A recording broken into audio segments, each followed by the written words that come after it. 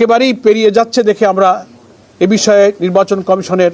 সুস্পষ্ট ঘোষণা, সুনির্দিষ্ট সিদ্ধান্ত কি সেটা জানবার জন্যই মূলত প্রথম আলাপ আলোচনায় আজকে ইস্যুটাকে আমরা রেজ করেছি।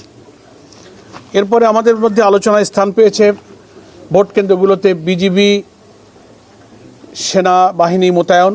ভোট কেন্দ্রের নিরাপত্তা প্রসঙ্গ, মাঠ প্রশাসনের নিরপেক্ষতা, যেটাকে আমরা লেভেল প্লেইং ফিল্ড বলছি, প্রশাসনের কর্মরত বড় বড় কর্মকর্তা এবং ইলেকশনের সাথে রিলেটেড অফিসারদের নিরপেক্ষতা নিয়ে যেসব প্রশ্ন উঠেছে সেটা আলোচনার বিষয় ছিল। এরপরে আমরা আলোচনায় অবৈধ অস্ত্র উদ্ধার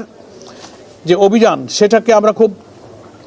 ইফেক্টিভ দেখছি না। একটা অভিযান নামে চলছে, কিন্তু কার্যকরভাবে